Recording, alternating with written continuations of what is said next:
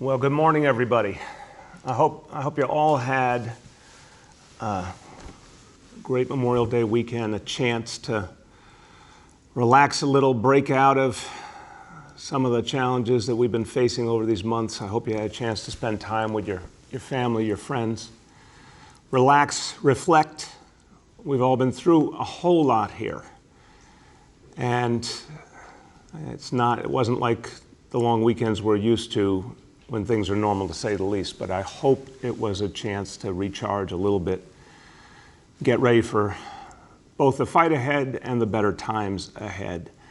Charlene and I were in Brooklyn yesterday. We were at Cabin Plaza.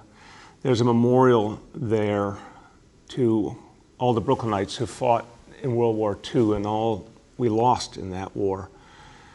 I've said many times that World War II generation is something very special to me and Charlene because our parents were part of that greatest generation. And we stood there, we laid wreaths, and we stood there for a moment of silence. And I looked up and I saw the words on the memorial. And, you know, a lot of times we go by something like that, we don't really take in what it says, but the words were powerful. The word said, let's pray that the sacrifice that they made will inspire future generations. And we now are that generation they were talking about. We're now the ones in the fight. It's a different kind of fight than our ancestors could ever have imagined, but we're the ones now called to be a great generation in our time and to overcome a very, very difficult foe. And as we get ready for the next phase of this fight, I again offer my thanks to all of you because New Yorkers have done so much, have been so exemplary. We've got a lot more to do, but you should be very, very proud of how far we've come. And look, from the beginning to this very day, the fight has come down to first and foremost one thing. One piece of the puzzle that defines all possibilities. It's the same thing it's been from the beginning. It's testing. So I want to talk to you now about where we're going with testing in the city of New York. So now we're at a situation where we're able to get more and more people tested than ever before. And we want to get the word out. And really it's important for people to understand because for months the message was there wasn't much testing, and that was the sad truth. But now there's more and more every day. I think a lot of folks weren't sure what to make of testing, and so I'm going to keep saying from now on, testing is simple, it's easy, it's quick, and it's free. And I want everyone to understand that. And to make sure everyone understands it, we're going to do a huge advertising campaign. TV, radio, digital, community, newspapers, billboards, you name it. We're going to get the word out all over this city in multiple languages to let people know it is now time for more and more people to get tested. And with every passing day, every passing week, we're going to expand the amount of testing and who can get tested. So right now we want to focus, in addition to all the folks who originally were getting tested, we want to focus on people who have symptoms. We want to focus on people who have been in close contact with someone who tested positive for the coronavirus, and folks who are in facilities like nursing homes, adult care facilities, shelters. That's where the focus is now, but it's going to continue to grow from there. We've already talked about folks who are older, folks who have pre-existing conditions, folks who live in the hardest hit neighborhoods. All of those New Yorkers we're encouraging already. Now, these new groups of New Yorkers, more and more the message is go out there, get tested. It's good for you, it's good for everyone. And if you want to know where to go, you can call 311 or go online, nyc.gov/COVID-test. Now, over the next 5 weeks, we will be opening more and more testing sites. So first of all, we'll be opening 12 new testing sites through our public health system, health and hospitals. This week, one will open in Queens in the week of June 1st. 5 more will open in Queens and the Bronx. The week of June 8th, 2 more in Brooklyn, and then after June 15th, 4 more will open in the Bronx, Manhattan, Queens, and Staten Island. And we have a new partnership to announce today. We've had really wonderful examples of folks from the private sector stepping up. We had a great announcement a few days ago with CityMD, now another private healthcare provider stepping forward, and I'm very, very grateful. ADVANTAGECARE physicians. ADVANTAGECARE is stepping up, joining the fight, and we are so thankful to them. Locations across all 5 boroughs. We're going to start with 16 more sites that will be opening on June 1st through ADVANTAGECARE. Now, appointments are encouraged, but if you walk in, that's okay too. If you have insurance, it's going to be charged to your insurance. If not, the test will be provided to you for free. So thank you to everyone at ADVANTAGECARE. This is another great step forward, making testing easier, making it more and more available. And I'm going to keep saying that word, free. And if you want to make an appointment with ADVANTAGECARE, call 866-749-2660. So now, with these announcements today, we're going to have over 180 sites available for testing New Yorkers by the end of June. And now we are already well above our testing capacity that we hope to hit by this point of 20,000 tests per day. That is growing all the time. By August 1st, our goal is to be at 50,000 tests per day, and we feel confident about our ability to get to that number. So, testing is what gives us the ability to know what's going on person by person and in the whole city. And now we're going to have something on a vast scale we didn't have before, which is tracing. Tracing allows us then to follow up on the contacts of everyone who has been tested, the close contacts, the people they had real connection to, and then make sure each of those folks gets tested and is followed up on, and anyone who needs isolation or quarantine gets it. So this is a huge new piece of the puzzle. This is when we go on the offensive and we put into place something that really changes our whole fight against the coronavirus. This is a big muscular effort, and the goal we had set was to have 1,000 tracers available by June 1. As of today, I am pleased to say we have hired over 1,700 contact tracers, and they will be trained and in action by June 1. So surpassing the original goal by quite a bit, 1,700 tracers will be on duty and doing their good work by June 1st, just a few days from now. Now, many good people have put together this effort. It has been based in health and hospitals with tremendous support from our Department of Health, and a number of other agencies have played a big role as well. Our Department of Buildings, Design and Construction, our IT department do it, many city agencies supporting this effort. The leader of this effort is doing a great job building this tracing army from scratch and all the pieces that will go with it as we help people get what they need, as we help people get to hotels and get the support that they need when they need to be isolated. The leader of this effort is the Executive Director of the Test and Trace Corps, Dr. Ted Long. And I'd like Ted now to give us an update on this good news. Ted. Thank you, Mr. Mayor. The Test and Trace Corps set out to hire 1,000 tracers by June 1, and I'm proud to sit here today and tell you that, as the mayor said, we already have 1,700 on our team that will be starting by June 1. Now, the Test and Trace Corps believes that the best tracers are people from our communities who truly understand our communities. There's 2 different types of tracers. We have our case investigators and we have our monitors. The case investigators are the tracers that call people that have a positive coronavirus result, talk to them about it, make sure they're safe, and then trace or track down the contacts that they've been in touch with.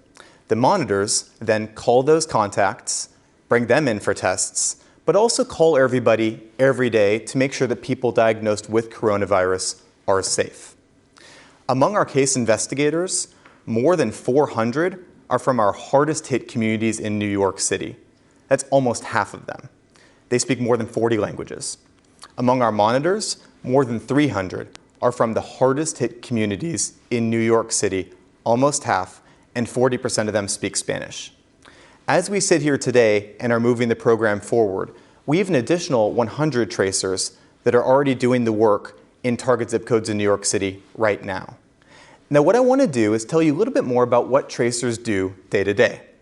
A tracer will start off by calling somebody on the phone that has a positive coronavirus result. They'll go over symptoms, make sure they're safe.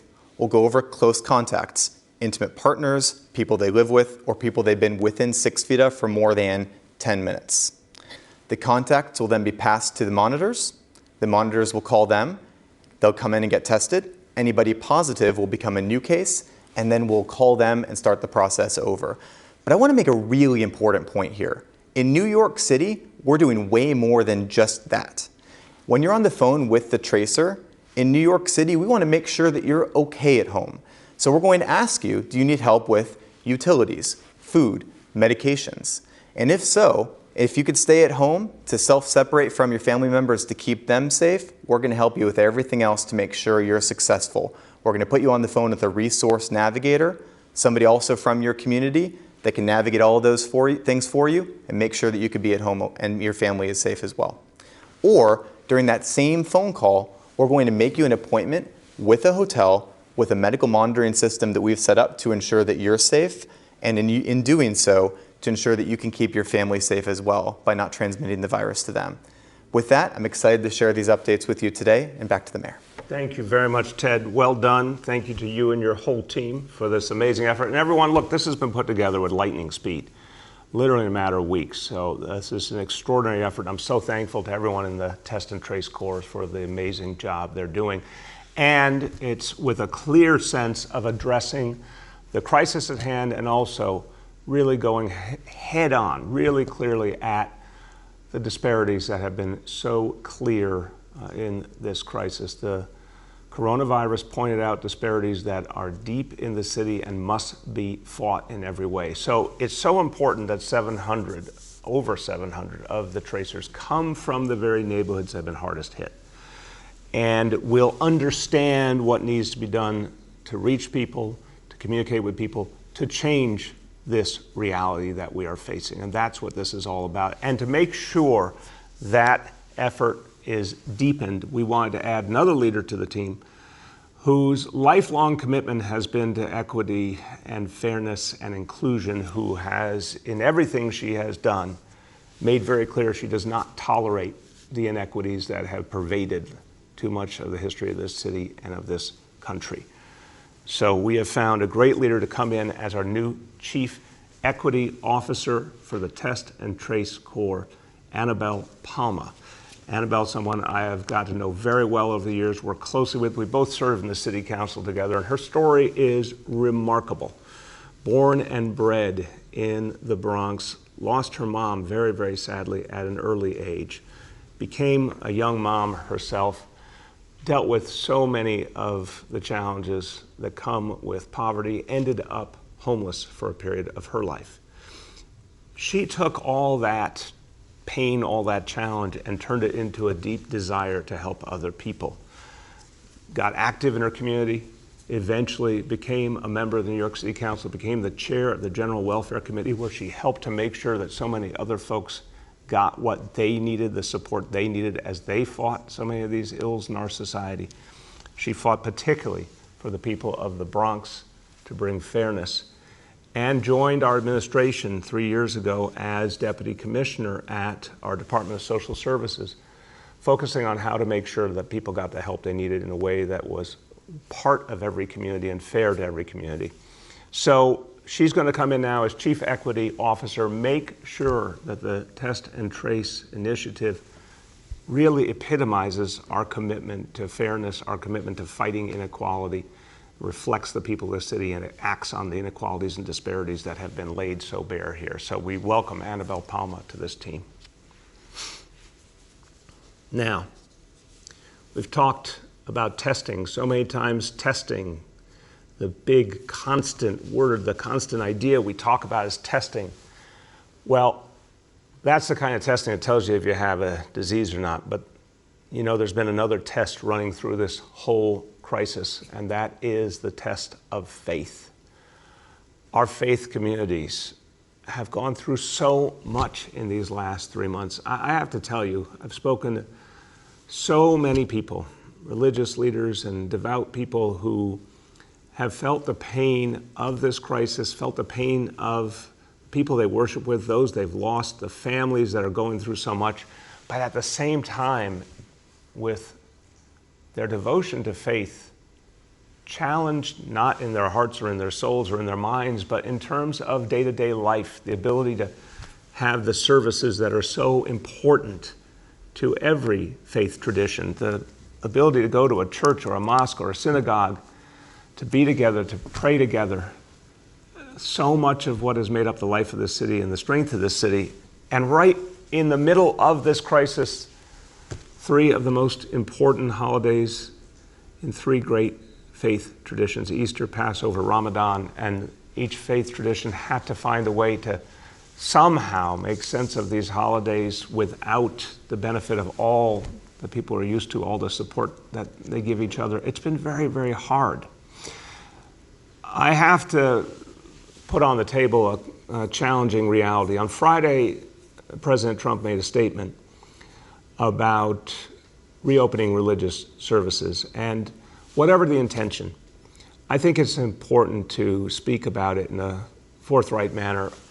Every person of faith would love nothing more but to resume the services that are so important to them. And I've talked to some of the most prominent faith leaders in this city in multiple faiths and reaffirmed their view, starting with Cardinal Dolan, who I spoke to on Friday. And there's a universal feeling that everyone would love to come back, but there's a deep understanding of the dangers right now in this crisis. There's a deep understanding that each faith tradition honors human life, and every shepherd, every pastor, every leader of a congregation knows their job is to protect their people. So what I've heard from faith leaders over these last days is that, yes, they want to come back, but they know this is not the time. That we will all work together and we'll try in every way to help people through the immediate situation and look for any ways of supporting faith communities. But the idea of people coming back together, full services, large numbers of people congregating, it's not that time. That would endanger everyone. And we have to be smart. We're really making progress when it comes to this disease. But it is not time for large gatherings. It is not time to take the risk of going in the wrong direction. So I want to thank all our partners, our faith leaders. We're going to keep communicating constantly. We're going to look for every opportunity to support your efforts to restart the right way. But I want to thank our faith leadership for their clear resolve that we will do things all in the right time. So that is about something truly sacred, the faith communities of New York City. But now I want to talk about something that may feel sacred to a lot of New Yorkers. And that is, it's a much more mundane matter, it's a much more pedestrian matter, but when I say feel sacred, I mean it brings out a lot of feeling and a lot of emotion in New Yorkers. And that is any time that alternate side parking is canceled. So I'm happy to say that alternate side parking is suspended again and will be through Sunday, June 7th. We last week did a clean sweep of the whole city, catching up after weeks and weeks where we didn't have alternate side parking in effect. That was a great effort by our sanitation department, so now we're able to suspend alternate side parking again. Again, it will be suspended through Sunday, June 7th. We'll be evaluating in the meantime whether we're able to suspend it further after that. But let me take a moment to just talk about our sanitation department, because a lot of times these are amongst the greatest unsung heroes in New York City. These are folks who every day keep this city going. Our sanitation workers, I want to tell you, I have spent a lot of time with our sanitation workers, a lot of time in sanitation garages, often in their heroic moments where maybe they get a little bit of recognition, but usually it's nowhere near enough, like when they beat back a snowstorm, including a few years ago, the largest blizzard in the history of New York City, and our sanitation department had the city up and running as normal in about 36 hours.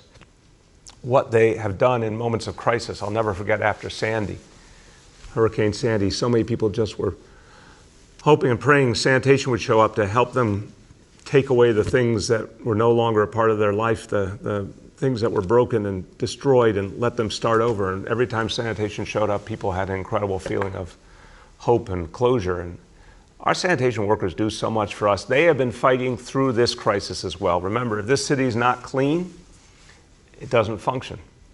In fact, they've had to deal with more and more trash in a lot of places because people have been home. But they've been there, keeping things together in the city, and then they've gone the extra mile, playing a major role, for example, in our effort to set up feeding stations all over the city and making sure that people have enough to eat. Our sanitation department has been there every step of the way. So thanks to the men and women who do this great work at the New York City Sanitation Department, and a special thank you to a labor leader who is dear to me and someone this whole city should appreciate, Harry Nespoli, who's the president of Teamsters Local 831 and the chair of the Municipal Labor Committee, one of the great labor leaders of this city who has been devoted to making sure everything keeps moving forward in this crisis. Thank you, Harry, and thank you to all your members. Okay, every time we get together, we talk about where we stand in this crisis. And on Friday, talked about the indicators we had been using previously, and now the new focus on the thresholds, which make a lot of sense now given the way things have evolved. So what does it tell us? It tells us exactly where we stand in an open, transparent manner, and it tells us when we're ready for a restart. So remember, when the restart comes, it's going to be in phases dictated by the state. Phase 1 is the first phase. We're getting ready. We're taking the steps to be ready for phase 1. We're getting the enforcement in place that will be needed from city agencies when we talk about the sectors that will be reopening: manufacturing, construction, wholesale, retail, with certain restrictions like curbside pickup. We need to make sure that support is there. The protocols are there. We're doing all that work now. We're communicating with people and leaders of different industries to get ready. And we've been talking to our advisory councils that have been playing such a crucial role. Look, we're thinking about all the pieces. How do people come back to work? What kind of precautions need to be in place? How do we monitor it? How do we inspect it? How do we make sure everyone's doing what they're supposed to be doing? We're also thinking about the fact that hundreds of thousands more people in coming back to work. Well, that means hundreds of more thousands of people close together. Even with the social distancing restrictions, we're still concerned when you see a lot more people coming into circulation. Obviously, a lot of them will be taking subways and buses. That's a concern. We're going to be working with the MTA on that. So the work of preparing for the restart is going on every single day, but it's led again by the indicators, by the thresholds telling us if it's that time. So let's go over today's results. So indicator 1, the daily number of people admitted to hospitals for suspected COVID-19. So again, that threshold we're looking at staying under 200. 200 is a level that our healthcare leadership leads. If the daily number coming in is under 200, we can handle that. We can keep people safe. Our hospital system can handle it. Today, only 63, that's very good news, only 63 new patients. So that's well below the level we need to be at. Now, the daily number of people in our health and hospitals, ICUs, that's a threshold of 375. Now, that's a level, if we're below that level, we're certain we can handle anything that's thrown at us. A lot of work is going into making sure that we are redoubling our efforts to strengthen our ICUs. I know it's happening in our public hospitals. I know it's happening in our voluntary hospitals as well. We're going to be working with the state to make sure that everyone's ready on this front. So today we want to get below 375. We're at 423, but again, that number's been moving in the right direction overwhelmingly. We're confident that it will come together. And then indicator 3, percentage of people tested citywide tested positive for COVID-19. That threshold is 15%, and today's report 7%, an excellent number, and we've seen really, really great progress on that front. So a very good day. We're moving in the right direction steadily. We're getting ready for that restart in the first half of June. We'll be watching the numbers, and I'll do the disclaimer, the numbers have to keep moving in the right direction, stay in the right direction.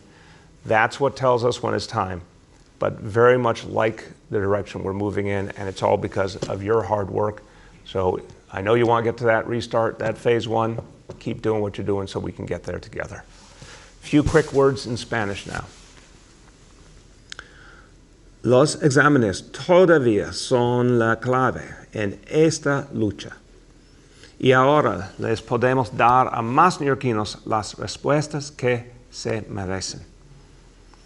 Estamos listos para seguir el rastro de los casos positivos, con un equipo de casi 2,000 personas dedicadas al rastreo del virus. Nuestros esfuerzos están funcionando y no nos vamos a detener hasta que le ganemos a este virus. With that, we turn to questions from our colleagues in the media, and please let me know the name and outlet of each journalist. Just a quick reminder that we have Dr. Long in the blue room and Dr. Katz and Commissioner Silver on the phone. And the first question goes to Al from 1010 Wins. Al? Good morning, Mr. Mayor. Hey, Al, how you doing? Very well, thank you. It seems that New York City will be the last region in the state to reopen, at least the way it lines up now. Do you think there's going to be, is there going to be additional pressure put on the city? Do you anticipate maybe some people jumping the gun? How are you going to try to tamp down expectations and keep in line for when you officially reopen everything? Yeah, Al, I think New Yorkers have been fantastic, and I'm not saying it just because I, love New York City and love the people in New York City. I'm saying it because it's clear from all the progress. I mean, look at these results. People are devoted to getting it right, to protect themselves, to protect their families, of course, but I think there's a really strong understanding we're all in this together, and that we have to get it right. So I don't see a lot of jumping the gun. We had a lot of enforcement out this weekend, saw very few problems in the scheme of things. So I think the message, to your point, Al, we gotta be really clear. We're not to phase one until the numbers absolutely confirm it. I feel very good about the trajectory. I feel very good we will get there in the first 2 weeks of June, but we have to actually get there. The work has to happen now to make sure that when it happens, it's done safely. But with very few exceptions, I don't think people are jumping the gun. I think they want to know it's going to be safe. And I think you're going to see, Al, some people who could come back and restart their business who are going to hesitate until they see others do it and believe it's safe. So I don't get the feeling of many people jumping the gun. I think people are being pretty sober about this. Next is Shant from the Daily News. Shant? Good morning, Mr. Mayor.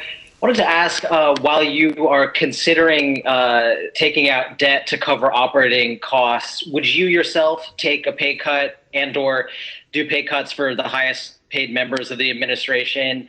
In a different vein, looking back to the early stages of the outbreak, I've been hearing some criticism that your focus on the Bernie Sanders campaign distracted from the coronavirus response and made Shant, I a couldn't. delay. Hold on one sec. Just roll back. I couldn't hear focus on what. Say that again. On the Bernie Sanders campaign. Basically, the criticism I've been hearing is that your desire to campaign for him may have distracted from handling the outbreak more expeditiously. Just want to get your comment on that. Okay.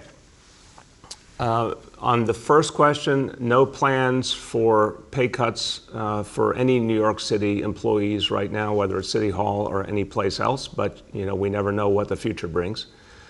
On the second question, that's the first I've heard anyone suggest it, and I find it, with all due respect, Shant, I find it interesting that this is coming up 3 months into the crisis. So no, I did precisely one trip with Bernie Sanders. I obviously believed he would be a great president and could do a lot of the work we needed. That had it been done earlier, we would have dealt with a very different reality in this crisis. Had we had universal health care in this country, everything would have been different. So I believe he was absolutely right about that. But my focus has always been on the people of the city, and as it was clear we were dealing with this challenge more and more, this is the only thing I've been doing. Next is Andrew from NBC New York, Andrew. That's right, NBC New York. Hope everyone is doing well this morning. Mayor, hope you're doing well. Andrew, I want to thank you and everyone at NBC New York. Okay, my question, you did allude to this about concerns on folks riding the subway and buses as manufacturing and wholesale begins and resumes, and people don't necessarily have a clear picture of how they're supposed to get to work. Wall Street has told the traders returning to the stock exchange don't take the subway. But in general, the advice to New Yorkers in normal times is to use mass transit. So what is your official advice for people going back to work, and how safe is it? Yeah, so Andrew, great question. First of all, the future is going to be mass transit. Let's be very clear. We're dealing with an immediate crisis right now, but when we come out of this crisis, we have to double down on mass transit, and we have to double down on our efforts to get away from our over-reliance on vehicles, because we're going to be dealing with a much bigger challenge in the future, which is addressing global warming and addressing the need for this city to have a very different quality of life in the future, and that has to be about mass transit. But in the short term, in this crisis, there's a real fair question of what amount of use of mass transit makes sense. We're having this conversation with the state and the MTA right now, because as we anticipate, just phase one is easily hundreds of thousands of more people going to work, and then phase two even more so. So what we can say with assurance is, due to the plan to have the subways shut at night for cleaning, they're obviously a lot cleaner. That's great news. But we still have to make sure that we don't end up with a lot of crowded subway cars and buses. So that's something we are working on as we get closer to phase one. We'll provide people with clear guidance on how to approach that. But I think the central question working with the MTA is, what's the maximum amount of service that they can put into play, and what measures do we need to take to help make sure there is social distancing on the trains and in the buses? So we're working on that right now, and I'm hopeful we can strike the right balance. Next is Abu from Bangla Patrika. Abu. Hello, Mayor. How are you? Good, Abu. How are you doing? Good. Thank you so much. Mayor, do you have any statistic of the people who lost their life in, COVID-19, community-wise, like Bangladesh, Indian, Hispanic, do you have any statistic? I'm sorry, Abu, say that again? Do you have any statistic that community-wise, every community, how many people they lost? Like city, a magazine, they have a report that South Asian, like Bangladeshi community lost about more than 270 people. Yeah, no. It's underreported. Right. Abu, so first of all, I really believe it's important to be honest about the sheer impact of this disease and the disparities that have come out here, and how it absolutely directly connects to people's income, to race, to immigration status. I think a big question here is how much people didn't seek health care even well before this crisis, or during it, because they were fearful because of their immigration status. There are huge issues here that have to be uncovered.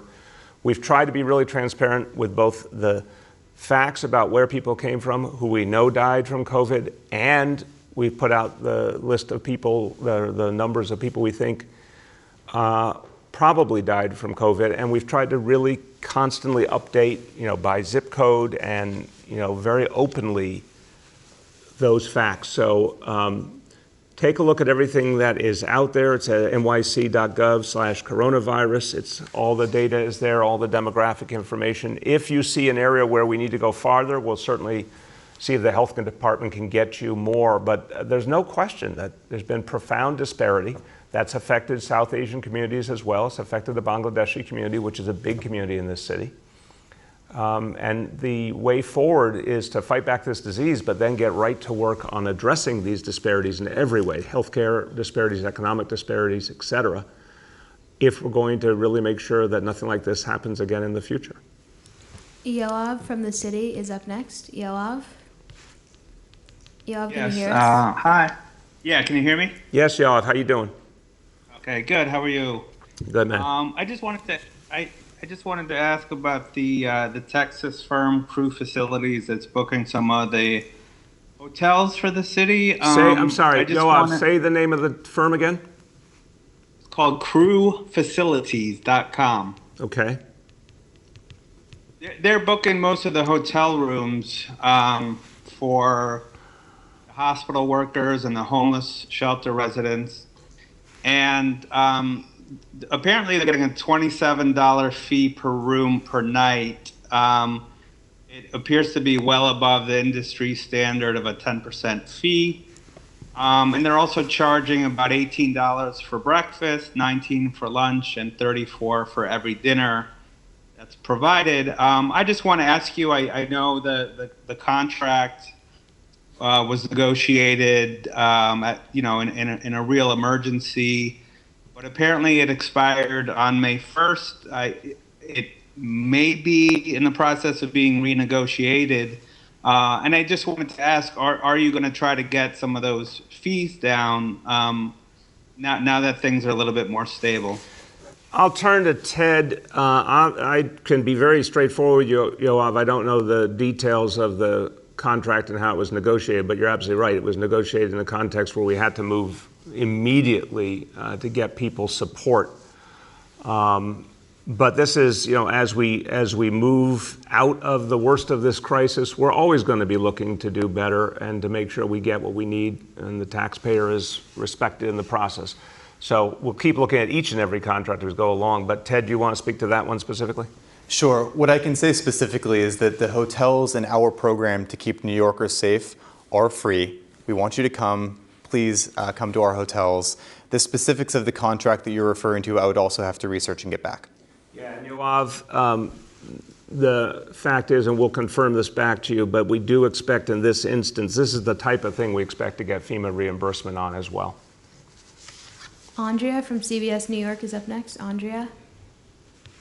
Hi, good morning, everyone. Just a question about contact tracing. Are there any concerns about people not wanting to share information about who else is in their circle or that they've been possibly exposed to for fear of how the information is going to be used? And on a completely separate note, last week I was at Jacoby Hospital and was struck at how empty the emergency department is. What's being done to restore trust in the community to get their needs met, especially these communities that already have other medical ailments beyond COVID? Andrea, great question. I think you are smart to be raising the point that people are starting to make adjustments and think beyond COVID. And yeah, there's a lot of healthcare challenges out there. So in a second, I'll turn to Dr. Katz on that. But on this one, I'll start, and then if Ted wants to add. Look, I think it's a legitimate point and a legitimate concern you're raising. That is everyone going to want to be as forthcoming as they might be with information, Andrea? I think the answer is everyone? No. We're still dealing with human beings here. Do I think the vast majority of people are going to be forthcoming? Absolutely, because people understand what we're up against here. Generally speaking, I would say people are looking out for themselves and their families and the people they care about in their lives, and they do not want to withhold information if it could lead to the disease spreading and endangering everyone. So remember, in the contact tracing, it's pretty straightforward about who have you had close contact with just in the last few days. I think the vast majority of New Yorkers are going to be forthcoming in the vast majority of cases. Ted, would you like to add? Yeah, I think you covered all of the key points, Mr. Mayor. I would just add two things. First is, it's so important that the contact tracers we use are people from the community in which they're working, because they're the trusted people that when they're talking to somebody on the phone, they can really get that critical information about who they've been in contact with. And the second point is to give you a little bit of evidence or data here. We've actually we've started to do this at the clinic where I work, at Morrisania in the Bronx, where I see patients every week. There, we haven't had a problem at all in terms of identifying cases, talking to them, and figuring out who their contacts have been, and then actually tracking them down. So far, so good, but it is especially critical that our tracers are trusted people in our communities. Dr. Katz, you want to speak to the Jacoby example and the emergency rooms? Yes, absolutely. Jacoby and other emergency rooms across New York City are much quieter than they are historically. There's several reasons for this. Some are even positive because there are fewer cars on the road. There are many fewer car accidents. Homicides and other violent crimes are down. But by all question, the major reason is that people still are wary of going to hospitals. Some of it is that they've learned that they can have their needs met through using the phone or video. And we're very proud that Health and Hospitals in the city runs a phone line so that people don't have to come to the emergency room to talk to a real doctor and get full advice.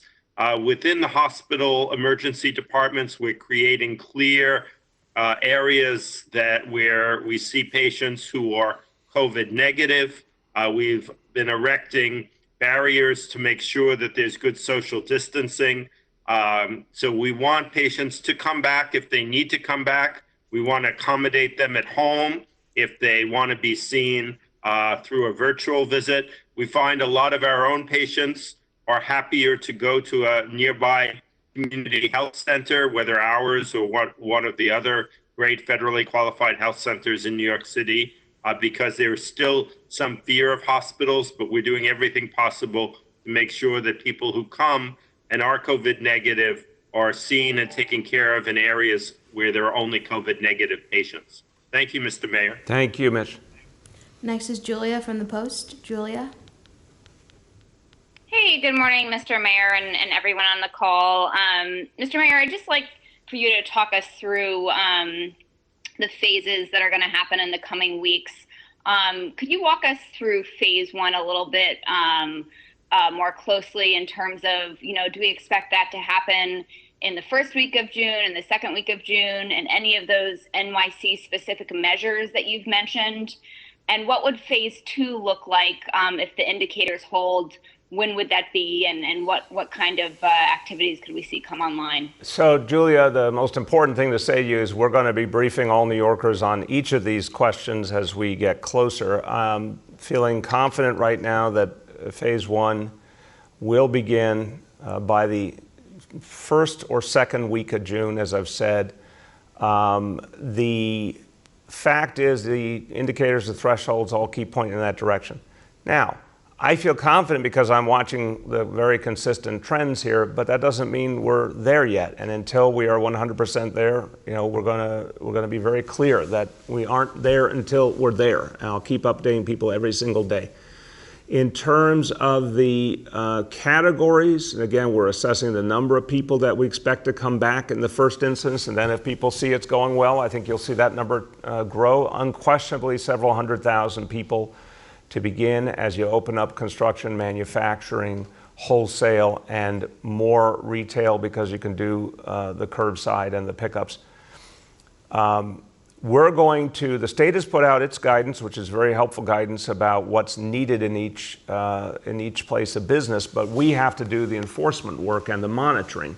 So we're going to be talking about these next few days, which agency is going to do which industry, how that's going to go, what's going to be expected of people, what's going to happen when we don't see the kind of compliance we need. That's a lot that we have to put together and put on the table, but it'll all be in place well before we announce the actual day for the restart.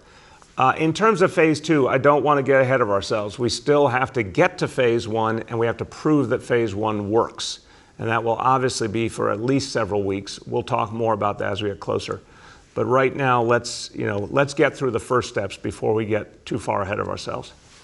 Aaron from Politico is up next. Aaron? Hi, Mr. Mayor. Two questions about contact tracing. You said you're going to have 1,700 people now. I believe to meet Governor Cuomo's threshold, you need 2,500. Do you have an estimate of when that will be achieved? Second question, if I understand this correctly, you're only focusing on close contacts. So I'm wondering, is there any plan to address the issues of people who may be contracting this in public places, grocery stores, subway cars, et cetera, people who aren't getting it from close contacts? How are we dealing with containment in those scenarios? Yeah, Aaron, on the first point, we expect to get to that 2,500 plus number in the first 2 weeks of June. So as we are getting there, we'll have announcements on that, but we do feel good about getting to that number during that time frame. On the close contacts, I think this is just a practicality and reality point. If you are someone who tests positive and there's follow-up from the tracers to you and they say, and Ted can go into detail on this, but who have you been in contact with. It's going to be the realistic options of who are people you knew you were in contact with and you knew who they were so they can be followed up on. It's not going to be if you happen to be close to someone but have no way of knowing their identity. That doesn't obviously help us or get anything done. So it's based on the reality of who you had that contact with and who you knew so we can find them. Ted, you want to add? You hit all the main points. The only thing I would add is that the way that we're defining close contacts is grounded in the guidelines from our State Department of Health, which brings to bear all of the most recent evidence. So things like within 6 feet for more than 10 minutes. We're using the latest evidence, and we're consistent with what the experts are currently saying. But moving forward, your point's well taken. We're going to consider all options as the evidence guides us. Right. And Aaron, I would just say that's a lot of people. If you think about it, I know it is normal to think about the things that might not be so perfect or the things we can't achieve, but I always am glass half full. I want to focus on what we can achieve. If you think about the people you have been in close contact with in the last 48 hours, by that standard, you probably could name a number of people.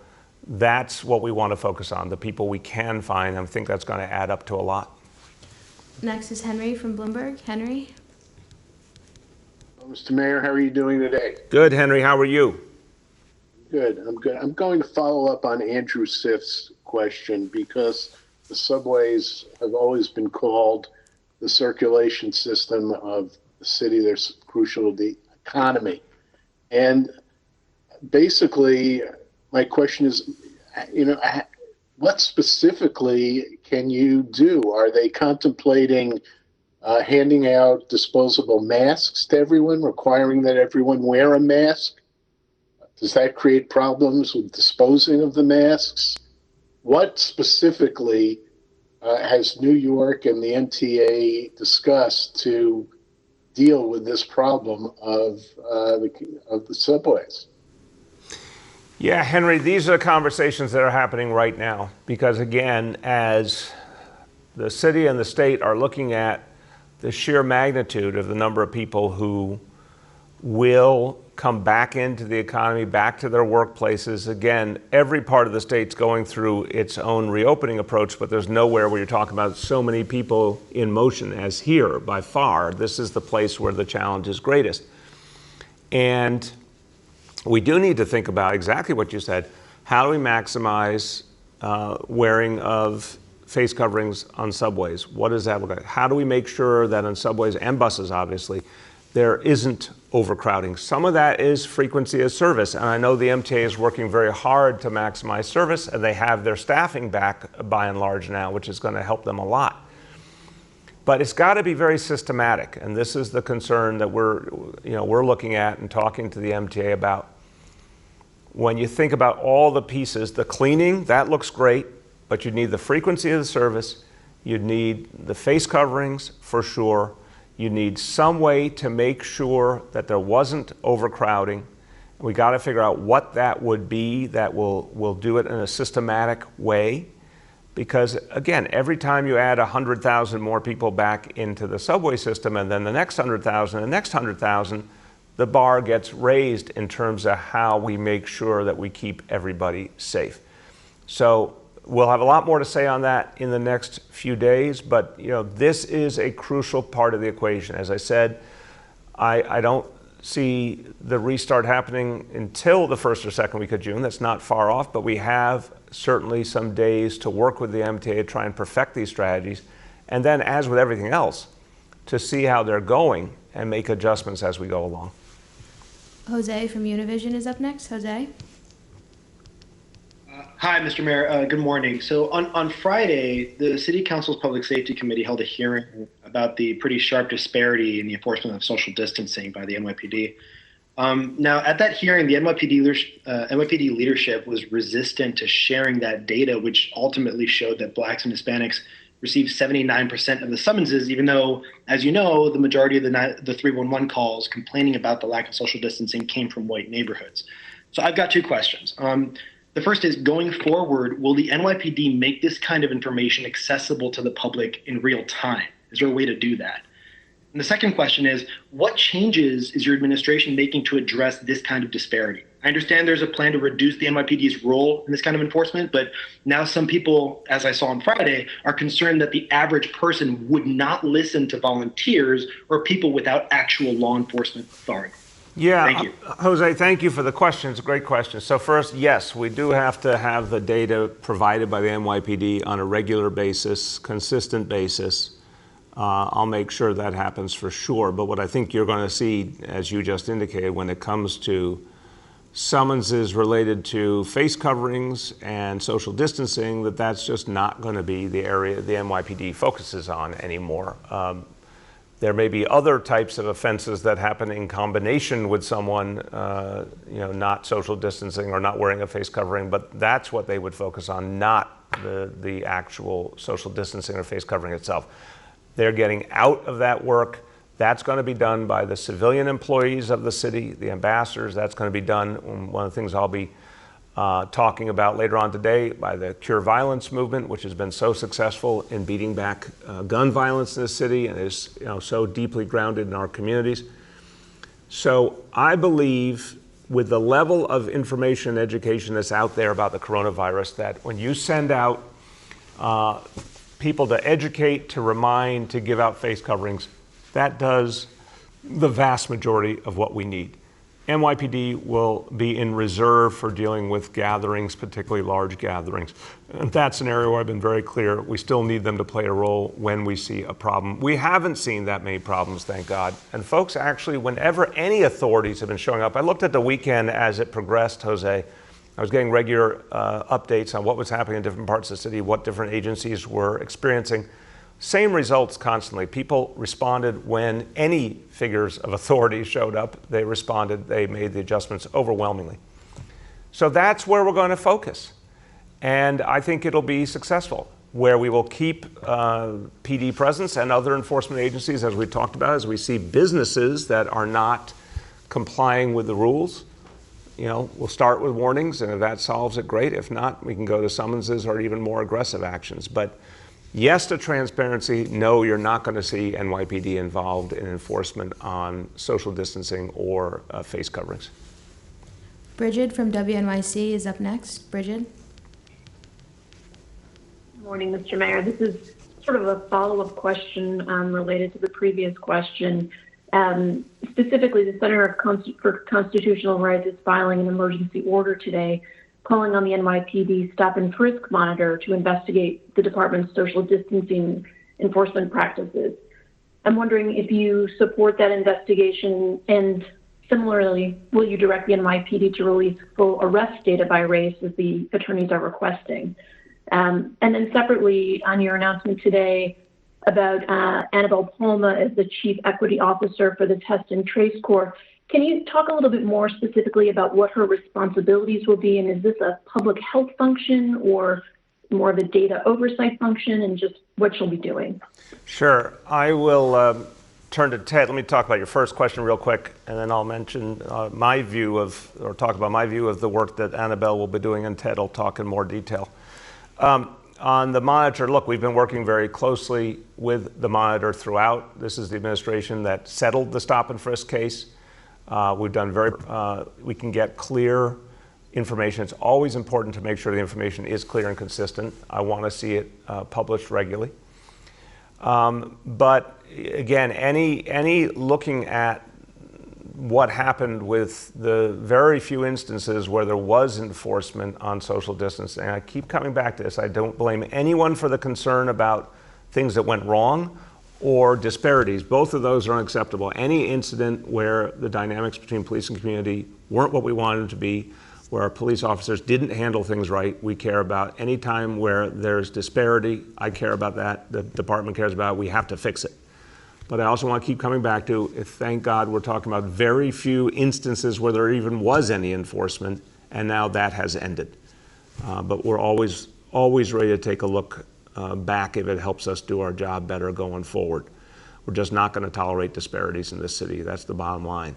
To Annabelle Palma, the important work of making sure that everything being done in the testing and tracing effort is focused on addressing the disparities. That means that it has to be responsive to communities of color, it has to be responsive to immigrants, it has to be responsive to people who don't speak English, that it is culturally competent, sensitive to the needs of all the communities that have taken it on the chin in this crisis, that, again, the tracers continue to look like the people they serve and are able to best serve people. And then if there's community concerns about what's working, what's not working, that there's an actually active listening going on to make the adjustments and fix things. That's what I see Annabelle's role as.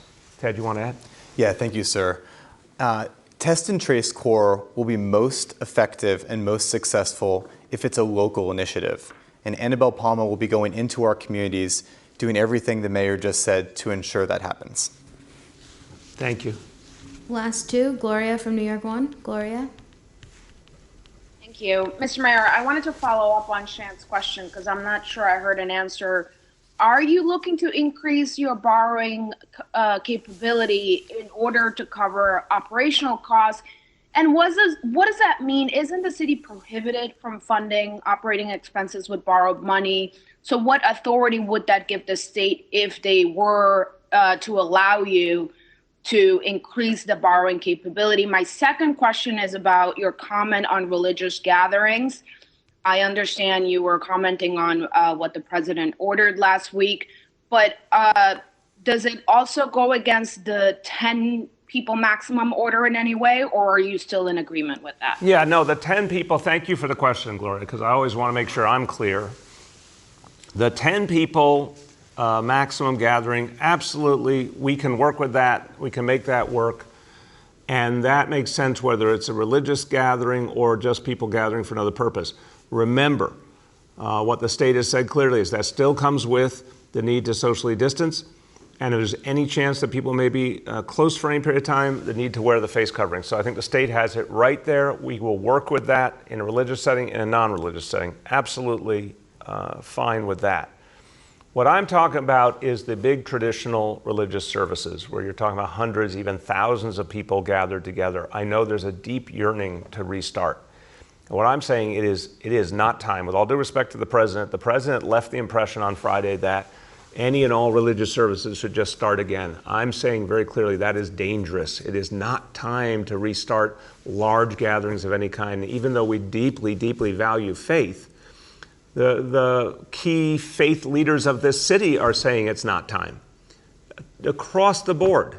I spent much of the last few days talking to faith leaders, and I'm saying, what do you feel about this moment? What's right for your faith, for your congregation, for your people? 201, they said it is not the time for large gatherings. It is not the time for traditional large services again.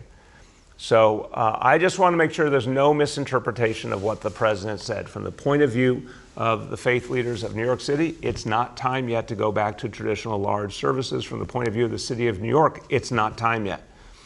And so we're all going to keep working together to keep people safe. On the borrowing, this is a last resort, obviously. We do not want to resort to borrowing, and we should not have to resort to borrowing, Gloria.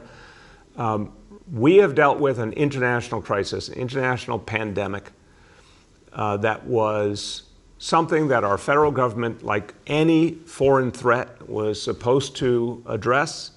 It has not been addressed, obviously. This city, this state, many cities, many states have borne the brunt. We have lost billions upon billions of dollars of revenue that we use to serve our people. It's gone. It's not coming back. The only way to possibly keep this city functioning, keep the services provided, keep people on our payroll, is if we get a really substantial stimulus program from Washington. And we don't know when that's going to be right now. They have not scheduled a vote in the Senate. We don't know what it's going to look like. And meanwhile, we have a budget due on June 30 by law. So the action in Albany is to give us the last resort of borrowing. It is a long-term capacity. I'll have my colleagues go over to you the technical and legal issues so you understand this obviously is something patterned on what happened after 9/11. When the city did use that capacity for a period of time. But we're dealing with something as horrible as 9/11 was in every sense, humanly and otherwise for this city. This is a much, much deeper crisis in terms of how many years it will take for us to navigate it, the depth of the economic pain that people are feeling, the over 1 million New Yorkers out of work now. We're going to be in a horrible budget situation for years. So this borrowing capacity is to give us a fallback no matter what happens up ahead. But I don't want to do borrowing. I want to see a stimulus that makes us whole so we can actually provide services, keep people employed, and move this city forward. So I think that summarizes on both of your questions. Last question goes to Rich from WCBS 880. Rich? Mr. Mayor, thanks for taking my question here. So I know it's been a very long haul up till now, but are the numbers coming down more quickly than you and your team anticipated? And does that say anything about the possibility of opening before June 15th? And second question, do you anticipate that people may move out of New York City as a result of the concentration of the virus? There have been some reports that people want to get out and get to the suburbs because to raise their families, for instance, because of the threat the virus presented in the city. No, that's a great question. I appreciate the question, Rich, and I think it's important we talk about this stuff openly. On your first question, I'm very impressed at what New Yorkers have achieved here. We here in the city government, we've tried to set the model of what we had to do and give people the support and the tools, and New Yorkers have taken that and run with it because these numbers have come down consistently. And certainly Rich, it's not going to surprise you, we don't sit around thinking about best case scenarios typically. We prepare for worst case scenarios and we're very pleasantly surprised when we see something better. Certainly, we're seeing more progress here than we might have originally imagined. It's hard to get too giddy when you think about as recently as April 5th, we literally thought our hospital system was on the verge of being overwhelmed. That was very few weeks ago. So I am really heartened by the progress we've made, but we are far from out of the woods. I see the kind of progress that gives me confidence we'll get to phase 1 in the first 2 weeks of June, but that's something we ought to earn every day, and that could turn in a number of days. So I'll always put down a disclaimer. Ask me in a few days if we're still on track, and then ask me a few days after that again. We're not there until we're there. But no, have the numbers come down quicker than some of our estimates might have originally anticipated? Absolutely. But this is, the other problem, Rich, is if people start to take their foot off the gas and stop being vigilant, then unfortunately the numbers go right back in the wrong direction. So we got to stay tight. On the question of the future of the city, I am very confident about the future of this city, Rich. People in this city are strong and resilient, and again, just the litany of things we've been through, the way the city came back from the Great Depression, the way it came back from the fiscal crisis, after 9/11, and you remember how devastating that was, after Hurricane Sandy, literally every single time there were all sorts of prognostications in New York City it'd never be the same and it wouldn't be able to come back. And it has come back every single time and stronger, literally stronger each time.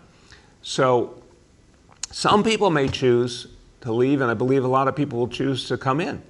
I think the vast majority of people who are here believe in this place.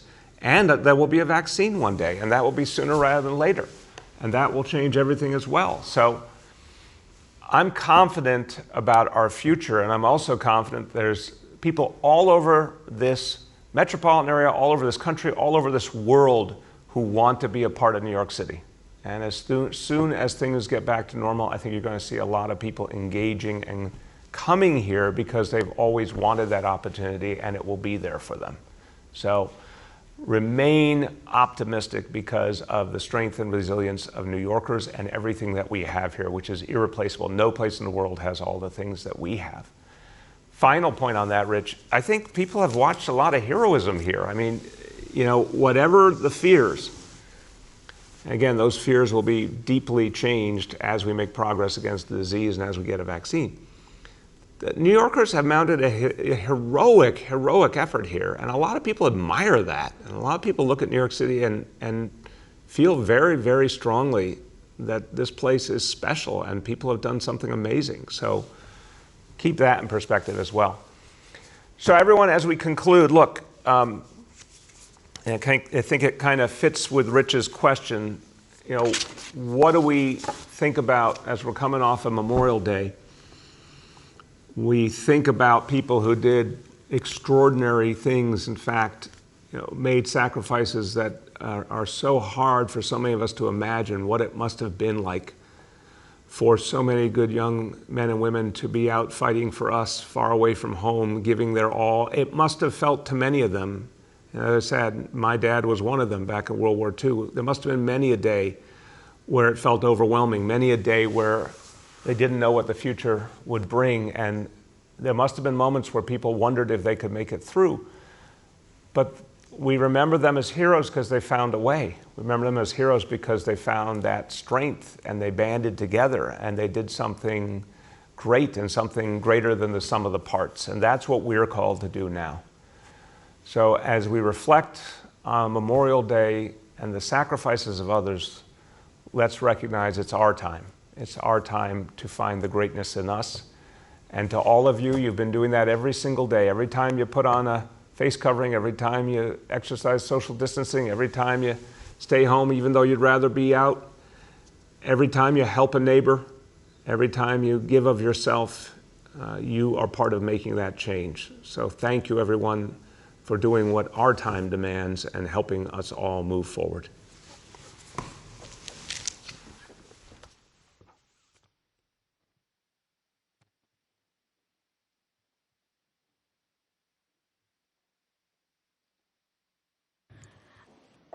Hi all, we'll be starting our technical briefing shortly, so ask that if you have a question for Dr.